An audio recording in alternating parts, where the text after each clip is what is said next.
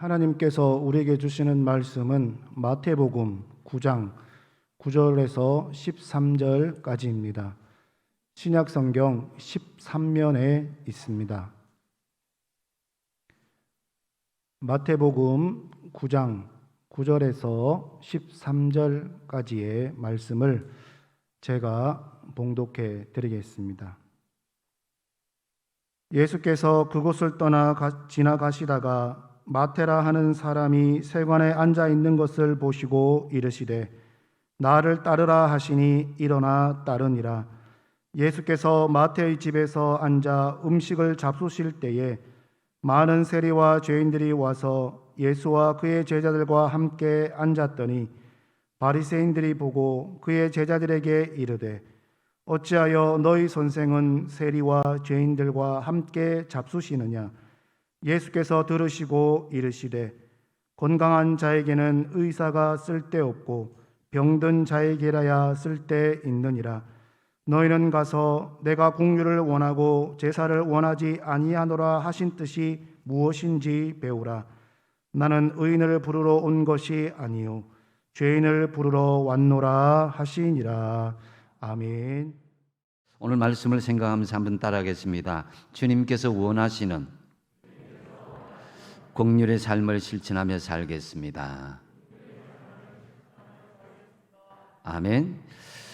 지난 2년 동안 이 코로나로 우리의 삶은 많은 것이 바꿔 놓았습니다.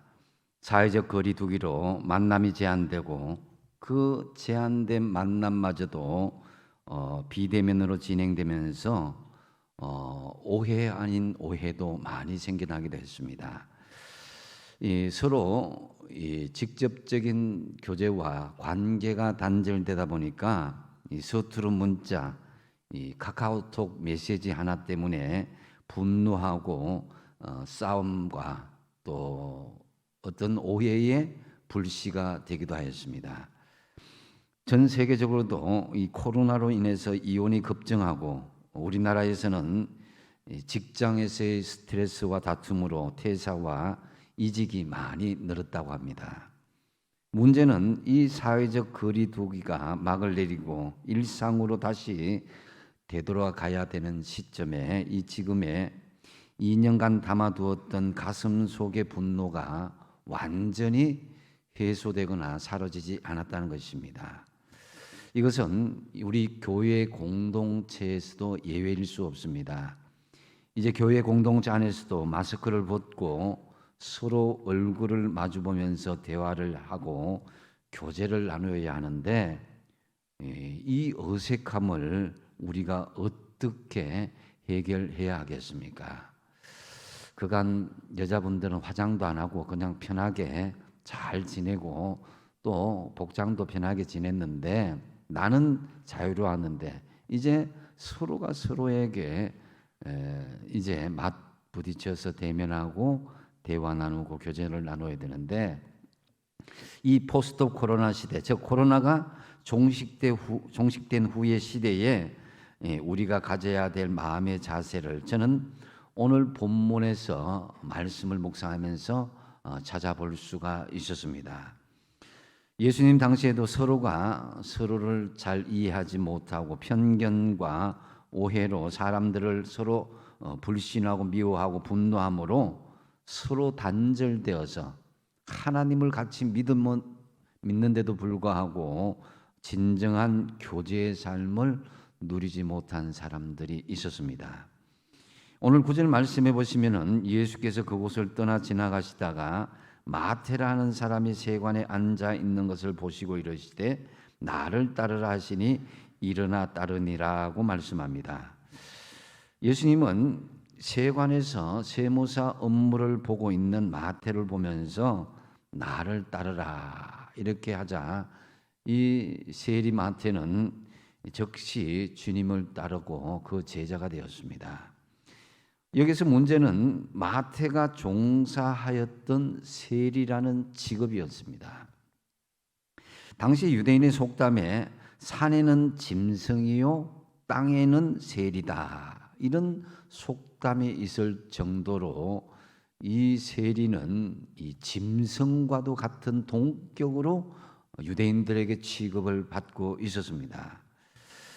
당시 세리들은 같은 동족임에도 불구하고 부당하게 세금을 수탈했을 뿐만 아니라 세금을 징수할 때 아주 무자비하게 이것을 징수함으로써 그들의 개인적인 탐욕도 많이 부리고 해서 동족들은 어려워지는데 개인들은 더 잘 살아가고 풍요한 그런 생활을 지내니까 유대인들에게 많은 질시와 또 분노를 낳게 할 수밖에 없었습니다.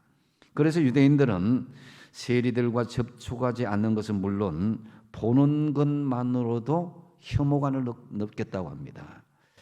세리들은 이 재판정에서 증언할 자격도 가지지 못했고 회당에 들어가는 것도 허락되지 않았고 심지어는 세리가 내는 돈은 헌금으로 받아주지도 않았습니다.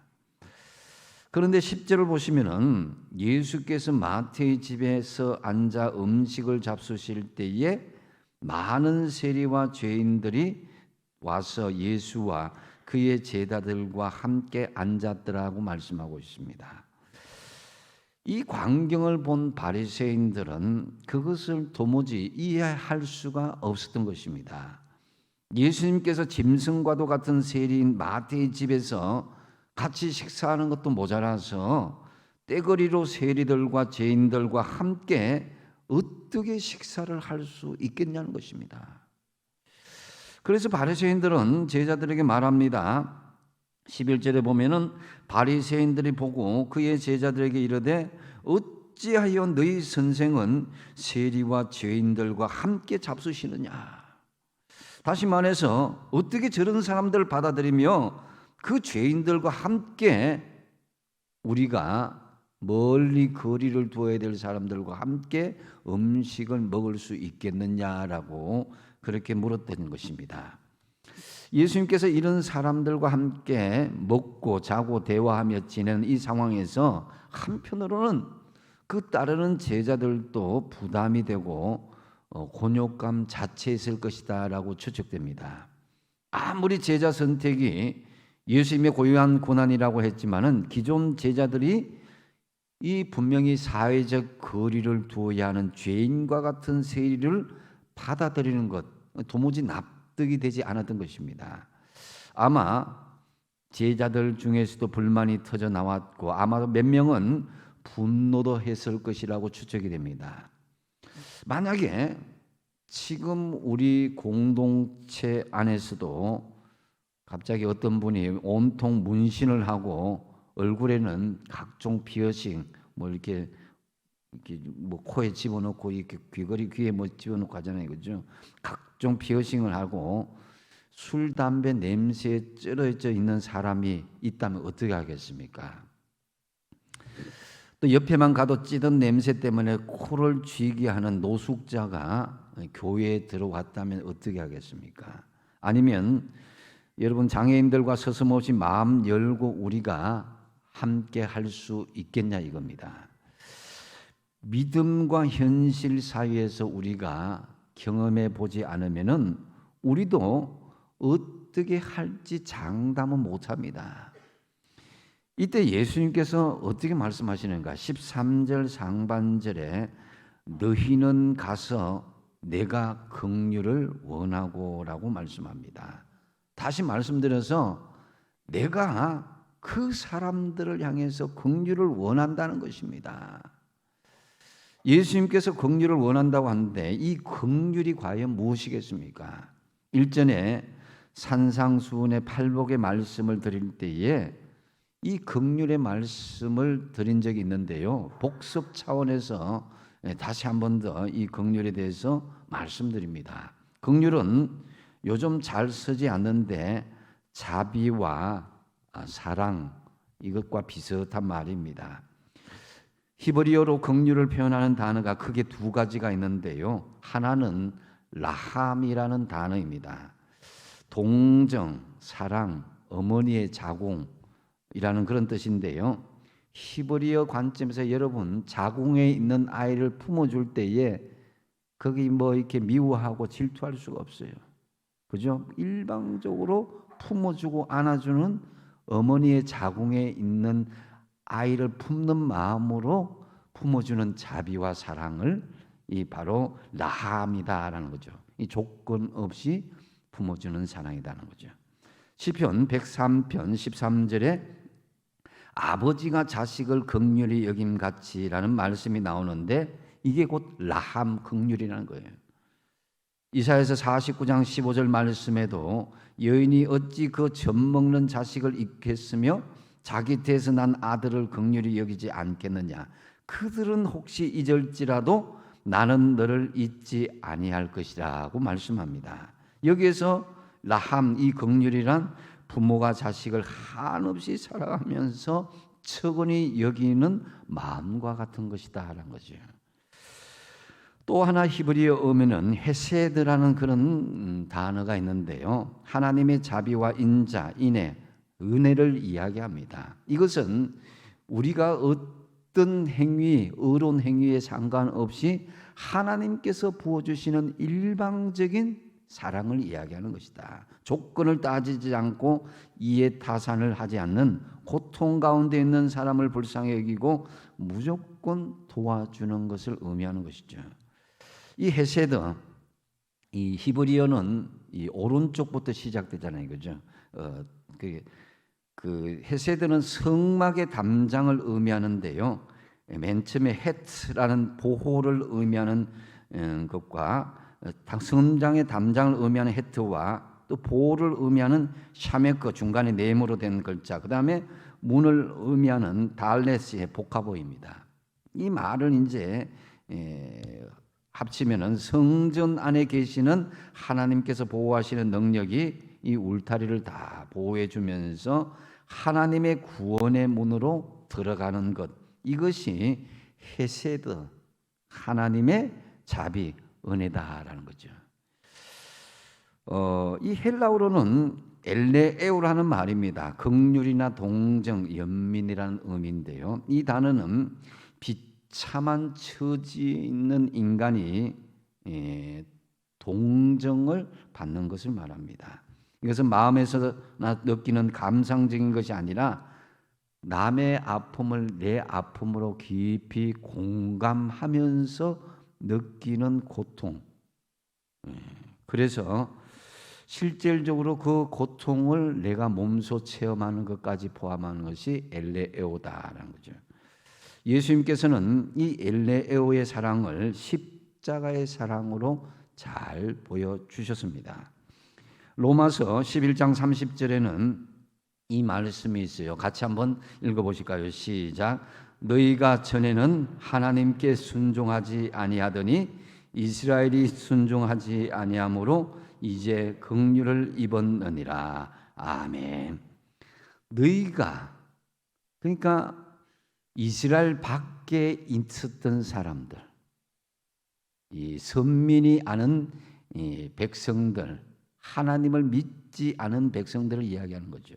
전에는 그 사람들, 우리가 예수 믿기 전에는 하나님께 순종 아니하다가 이스라엘, 지금 이스라엘 백성을 이야기하는 거예요. 이스라엘이 순종하지 아니하므로 선민 이스라엘 백성들이 메시아를 예수님으로 받아들이지 않고 말씀 안에서 순종하지 않음으로 말미암아서 이제 긍휼을 우리가 입었느니라 그런 거예요. 그래서 여러분, 우리가 이스라엘 외의 사람은 구원받을 자격이 없었는데 하나님께서 그 본래 선민 이스라엘 백성들이 그들이 온전히 구원받지 못한 그런 백성들처럼 순종하지 않으므로 그 구원의 은혜가 이방인인 우리에게 열려지게 되었다라는 거죠. 그래서 우리는 영적인 이스라엘 백성, 아브라함의 백성으로서 하나님을 자녀로 예수를 믿음으로써 구원을 얻게 된 은총을 받은 자녀다라는 거죠. 그것이 바로 우리는 하나님의 긍휼을 입은 자다. 할렐루야. 저와 여러분이 하나님의 긍휼을 입은 구원받은 백성이다라는 거죠. 우리는 하나님께서 독생자 예수님을 우리의 죄를 대신하여서 십자가에 달리게 하심으로 믿음으로 구원을 받고 하나님의 일방적인 긍휼함을 입어서 하나님의 자녀가 된 백성이란 것입니다. 그러면 이제 주님께서 이제 현재적으로 이제 2022년 5월 지금 현재 주님께서 말씀하시는 내가 너에게 긍휼을 원하노라 하는 말씀에 우리가 어떻게 해야 되겠습니까? 이 포스트 코로나 시대에 우리가 어떻게 해야 주님이 원하시는 긍휼의 삶을 실천할 수가 있겠냐 이겁니다. 오늘 말씀을 보면서 먼저 첫 번째로 우리는 긍휼이 필요한 사람을 찾아가는 것입니다. 9절 말씀에 보면은 예수께서 그곳을 떠나 지나가시다가 마태라는 사람이 세관에 앉아 있는 것을 보시고 이르시되 나를 따르라 하시니 일어나 따르니라 하고 말씀했습니다. 여러분, 마태가 예수님을 찾아갔습니까? 예수님이 마태를 찾아갔습니까? 예, 예수님께서 먼저 마태를 찾아간 겁니다. 우리가 아직 죄인 되었을 때에 주님께서 일방적으로 나를 용서해 준 것처럼 예수님께서는 세리라는 그 불순한 직업, 유대인들이 생각하는 그 불순한 직업을 가졌음에도 불구하고 그것을 따지지 않고 묻지도 않고 찾아갔다는 것이 하나님의 긍휼이다라는 거죠. 여러분들이 하나님의 긍휼을 입은 자로서 하나님의 자녀가 되었고 천국 백성이 되었다면은 다른 사람들에게 긍휼을 베풀다 한다면은 여러분들이 어떤 조건을 따지고 묻고 이렇게 하지 말아야 된다는 거예요. 이 도움과 긍휼이 필요한 사람을 위해서 우리가 동정하고 기도하는 것 이것은 필요하지만은 중요한 것이 찾아가는 거예요. 예? 그 사람을 위해서 하나님 도와주십시오. 그 사람 불쌍합니다. 이 마음도 이 기도도 중요하지만은 그 긍휼히 여기는 마음, 기도, 긍휼히 여기는 기도 후에 그 긍휼히 여기는 삶에 또 하나는 찾아가야 된다는 거죠. 로마서 12장 20절에서 21절 말씀 한번 같이 한번 읽겠습니다. 시작. 내 원수가 줄이거든 먹이고 목마르거든 마시게 하라. 그리함으로 내가 숯불을 그 머리에 쌓아 놓으리라.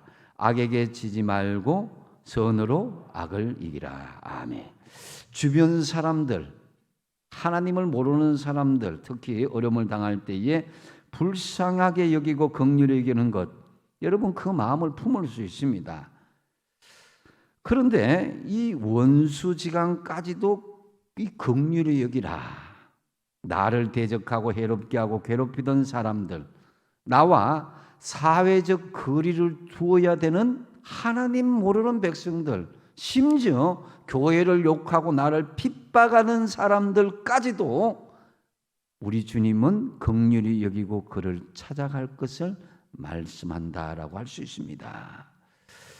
그래서 이 긍휼의 마음을 품으면은 내 가슴에 상처 준 사람도 긍휼히 여기는 마음이 있으면은 다 품을 수 있다라는 거죠. 여러분에게 특별히 부탁드립니다. 긍휼이 필요한 사람을 위해서 마음 아파하고 기도도 하면서 동시에 긍휼이 필요한 사람을 찾아가시기 바랍니다. 긍휼은 마음만 간직하는 것이 아니라 행동으로 나타나야 되는 반응으로 이어져야 됩니다. 야고보서 2장 15절에서 17절 말씀, 만일 형제나 자매가 헐벗고 일용할 양식이 없는데 너희 중에 누구든지 그에게 이르되 아이고 평안히 가십시오, 좀 몸 좀 따뜻하게 하십시오, 좀 밥 굶지 말고 배부르게 사십시오, 이렇게 하면서 말만 하고 그 몸에 설 것을 주지 않으면 무슨 유익이 있으리요? 이와 같이 행함이 없는 믿음은 그 자체가 죽은 것이다 한 거예요. 행함이 없는 믿음은 긍휼이 없는 믿음이요, 긍휼이 없는 믿음은 바로 죽은 믿음이란 것입니다. 주님의 제자된 여러분, 지금 긍휼이 필요한 사람을 우리는 찾아가야 됩니다. 코로나가 끝나는 시점에 보이는 그런 긍휼에 베풀어지는 사람도 있지만은 혼자 끙끙 앓고 보이지 않게 긍휼이 필요한 사람들이 너무나 많이 있습니다. 말이 아니라 여러분의 섬김과 물질과 시간을 찾아가셔서, 시간을 투자하셔서 우리가 찾아갈 수 있어야 되는 거예요. 그 긍휼을 실천하는 모습으로 우리가 세상에 영향력을 끼치고, 또 더 정확하게 말씀드리면은 주님을 닮은 사람들이 많이 나왔으면 좋겠습니다. 우리 교회 어떤 분이 이 코로나 어려운 시기를 보고 그 어려운 사람을 도왔으면 좋겠다, 우리 청년들이 그 어려운 사람들을 도왔으면 좋겠다 해서 이번에 이 주변에 있는 이 아파트에 청소하는 분들, 관리하시는 분들 이렇게 돕고자 하는 그런 일들을 한다고 하더라고요. 하나님께서 기뻐하신 줄 믿습니다. 예수님께서 참으로 긍휼이 필요한 사람을 찾아가셨듯이 우리도 긍휼이 필요한 사람을 찾아가서 긍휼을 베푸는 저와 여러분 되시기 바랍니다. 두 번째로, 긍휼이 필요한 사람과 함께하는 것이 긍휼을 베푸는 믿음의 삶인 것입니다. 다시 10절을 보시면은 예수께서 마태의 집에서 앉아 음식을 잡수실 때에 많은 세리와 죄인들이 와서 예수와 그의 제자들과 함께 앉았다라고 말씀합니다. 예수님의 긍휼은 말이 아니라 찾아갔었고 또 함께하는 삶이었습니다. 여러분, 우리가 사회적 지위나 어떤 체면 때문에 다른 사람 눈을 의식하고 다른 사람의 수군대는 말을 의식하다 보면은 우리의 긍휼의 삶이 위축될 수 있는 것은 사실입니다. 어떻게 장로님이, 어떻게 권사님이 저런 분들과 같이 함께 할 수 있단 말인가 오해받을 수도 있고 이상한 말이 돌 수도 있습니다. 영어 단어 이 긍휼 컴패션은 이 라틴어로 보면은 함께라는 쿰과 또 고통이라는 뜻의 파티가 함께 합성된 말입니다. 다시 말씀드려서 이 긍휼이라는 말은 함께 고통을 받는다라는 의미입니다. 함께 한다는 거죠.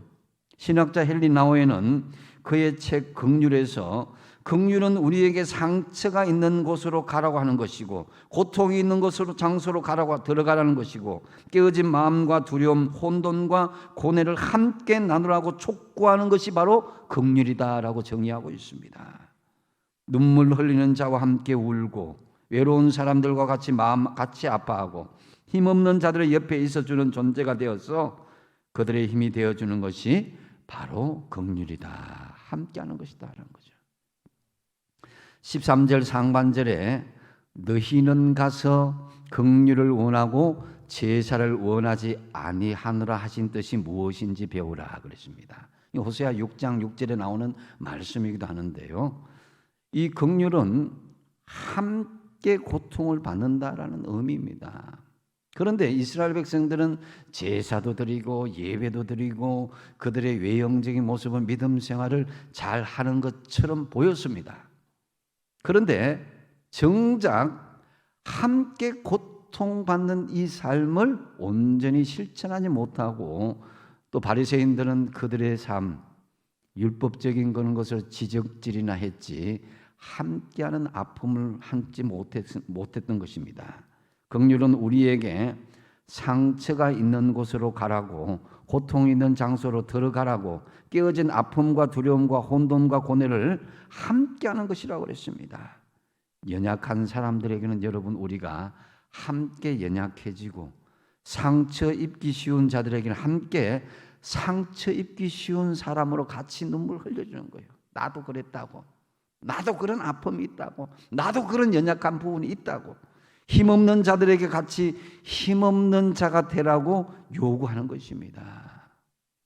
제가 제 말씀드려서 죄송하지만은 지난 주간에 어버이 주간에 딸들은 그 어머님의 옷을 사드린다고 하더라고요. 그래서 저는 옷 사드리는 것보다도 진짜 원하는 게 뭐냐, 코에 바람을 쐬어드리는 거다 생각을 하고 아주 그 자연동산에 가서 케이블카도 타고 또 그렇게 산에 들레 이렇게 하니까 옷 사준 것보다 훨씬 낫다고 저한테 말씀하더라고요.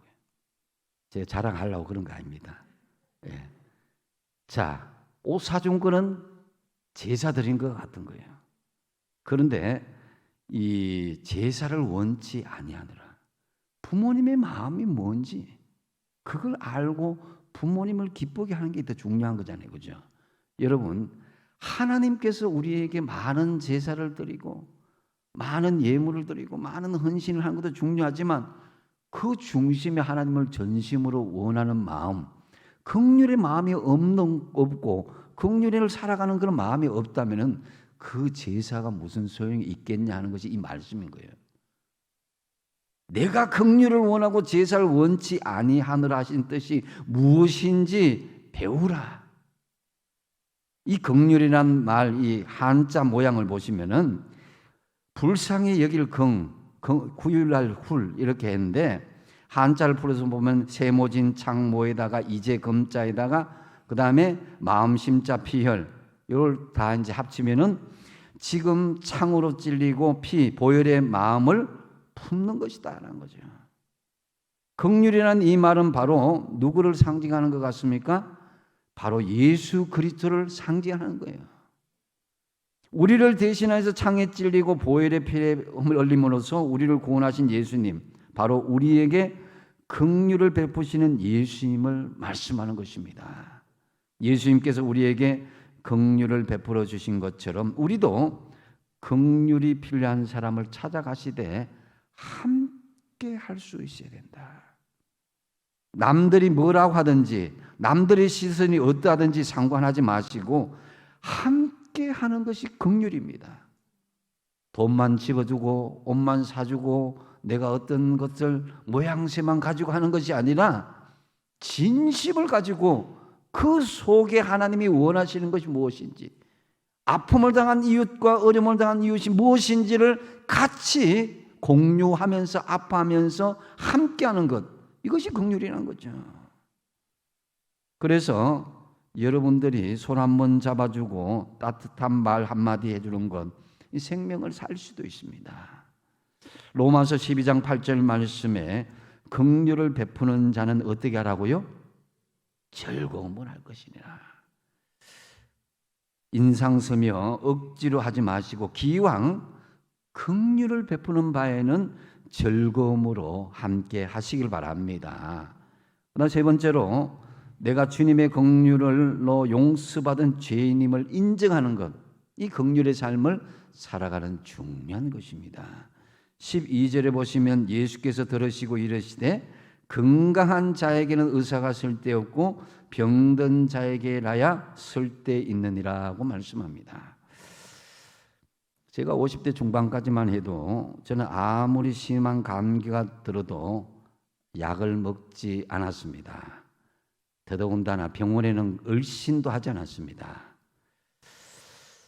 그러다 보니까 밤새도록 끙끙 앓고 또 몸이 또 이렇게 아파지는 거 보고 저희 집사람도 정말 독한 사람이다 이렇게 했습니다. 근데 알고 보니까 그만큼 미련한 것이 없더라고요.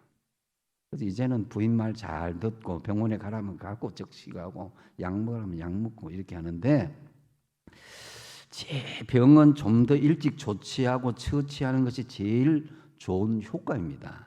물론 젊을 때는 자연 면역이 뭐 생긴다고 할 수 있지만 나이가 어느 정도 갱년기가 지나고 이렇게 하다 보면은 조치를 빨리 해야 돼요. 예. 내가 한 번도 병에 걸리지 않았는데 내가 뭐 늘 나는 건강한데 이렇게 생각하지 마시고, 우리가 안 아프다 괜찮다 이러다 나을 것이다 버티고 도망가다 보면은 그것이 나중에 큰 병으로 이어질 수 있듯이 주님 앞에 가서도 우리가 그렇다면 큰 문제라는 것입니다. 그래서 예수님께서 건강한 자에게는 의사가 쓸데없고 병든 자에게라야 이게 쓸데 있다고 그랬습니다. 예수님이 주시는 의의 주사를 거부하는 바보 같은 바리새인들처럼 행동하지 마시고 예수님의 긍휼하심을 믿고 여러분들이 아픈 죄를 다 털어놓으시기 바랍니다. 이것이 주님의 긍휼함을 입는 사람이고 그 긍휼함을 입은 다른 사람에게도 긍휼을 베풀 수가 있는 것입니다. 바리새인들은 의의 주사를 거부한 정말 바보 같은 환자들이었습니다. 자기 몸속에는 죽을 병이 걸린 중증 환자인 줄도 모르고 오히려 남을 진단하고 치료해 주겠다고 나서는 무면허 돌팔이 의사와 같았습니다. 예수님께서는 그래서 너희는 가서 긍휼을 원하고 제사를 원치 아니하노라 하신 뜻이 무엇인지 배우라 그랬습니다. 이게 뭐냐면은 환자가 자기 병이 무엇인지도 알지 못하고 멀쩡한 것처럼 행동하는 것입니다. 나는 제사도 드리고 예배도 드리고 나는 어떤 하나님 앞에 봉사도 하고 헌금도 하고 섬김도 하고 다 한다. 하지만은 눈에 보이는 그것이 전부가 아니다라는 거죠. 겉으로 보기에는 교회 잘 나오고 예배 잘 드리고 신앙생활 잘 하는 것처럼 우리 자신을 포장하지 말라는 것입니다. 비록 우리가 용서받아 구원받은 자녀일지라도 여전히 우리는 죄악 가운데 노출되어서 괴로워하고 몸부림치는 존재임을 인정한 것이 성화의 삶이요, 그것이 주님의 긍휼함을 입을 수 있다라는 것입니다.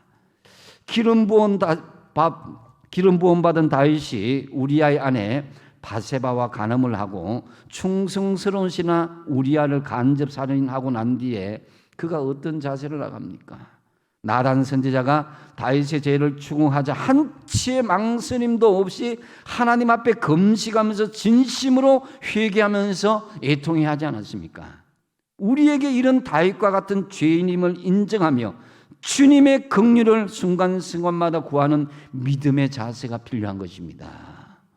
에베소서 2장 3절에서 5절 말씀 같이 한번 읽어보겠습니다. 시작. 전에는 우리도 다 그 가운데서 우리 육체의 욕심을 따라 지내며 육체와 마음에 원하는 것을 하여 다른 이들과 같이 본질상 진노의 자녀이었더니 긍휼이 풍성하신 하나님이 우리를 사랑하신 그 큰 사랑을 인하여 허물로 죽은 우리를 그리스도와 함께 살리셨고 너희는 은혜로 구원을 받은 것이라. 아멘. 그렇습니다. 우리는 그런 사람이었습니다.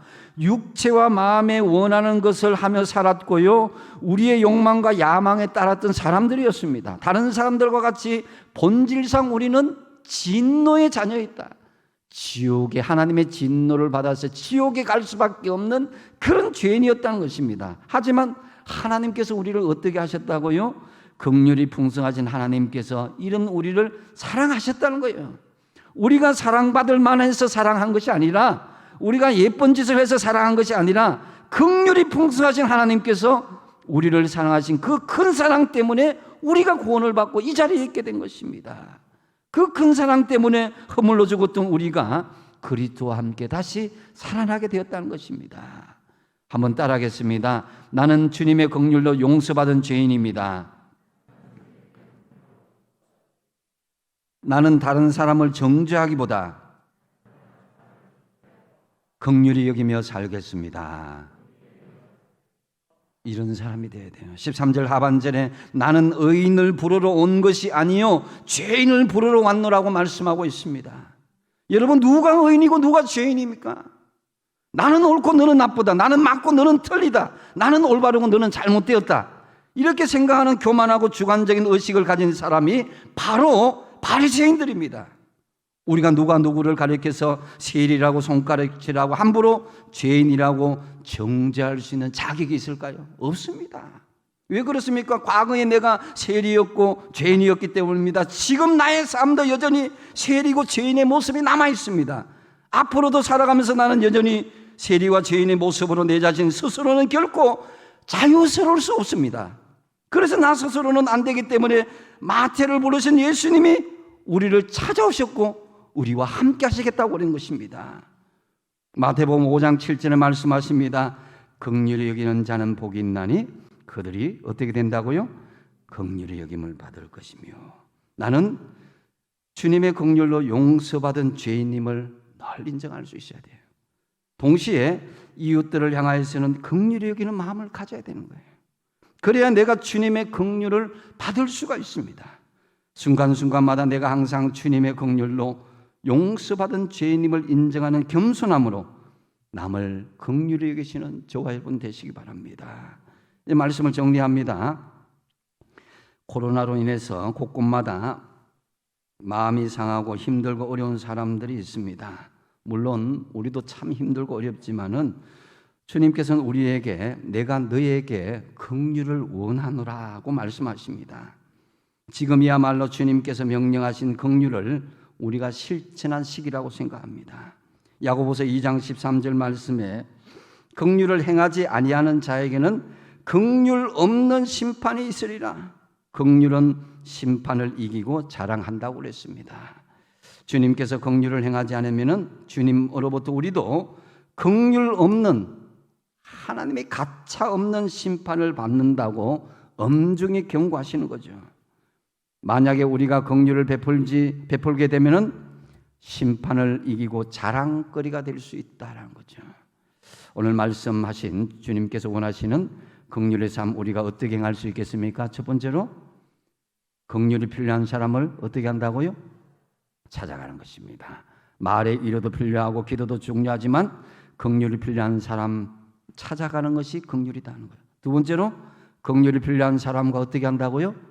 함께 하는 것이다. 찾아만 가지 마시고 같이 함께 하시고 공감하시고 필요한 부분을 채워주는 것이 주님이 원하시는 긍휼이다 하는 거죠.